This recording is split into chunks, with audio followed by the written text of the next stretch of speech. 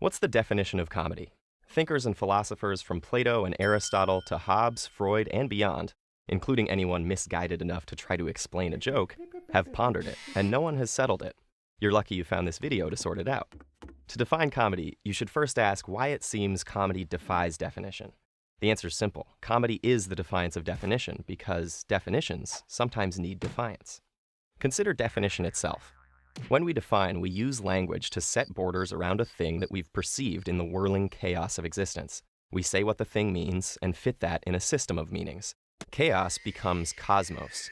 The universe is translated into a cosmological construct of knowledge. And let's be honest, we need some logical cosmic order, otherwise we'd have pure chaos. Chaos can be rough, so we build a thing that we call reality. Now think about logic and logos, that tight knot connecting word and truth.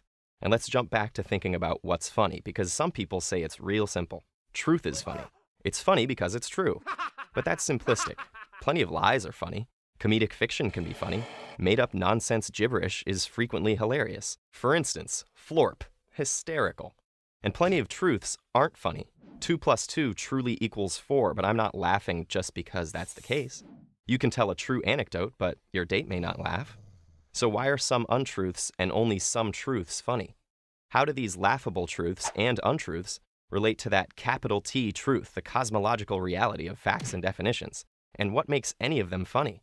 There's a Frenchman who can help, another thinker who didn't define comedy because he expressly didn't want to. Henri Bergson was a French philosopher who prefaced his essay on laughter by saying he wouldn't define the comic because it's a living thing.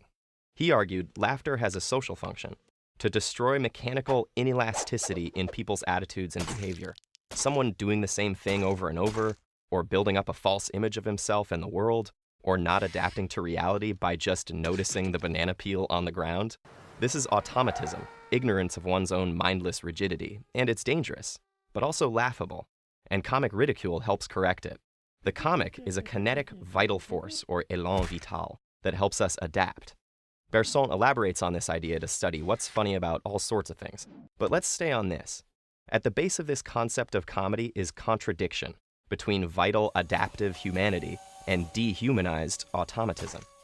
A set system that claims to define reality might be one of those dehumanizing forces that comedy tends to destroy. Now, let's go back to Aristotle. Not poetics, where he drops a few thoughts on comedy. No, metaphysics. The fundamental law of non-contradiction, the bedrock of logic. Contradictory statements are not at the same time true. If A is an axiomatic statement, it can't be the case that A and the opposite of A are both true. Comedy seems to live here, to subsist on the illogic of logical contradiction and its derivatives.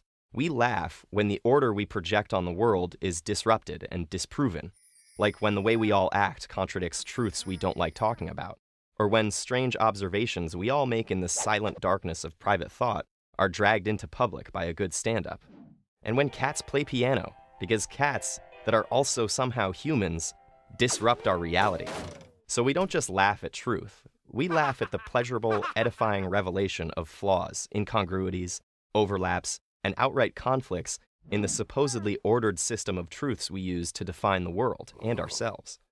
When we think too highly of our thinking, when we think things are true just because we all say they're logos and stop adapting, we become the butt of jokes played on us by that wacky little trickster, chaos.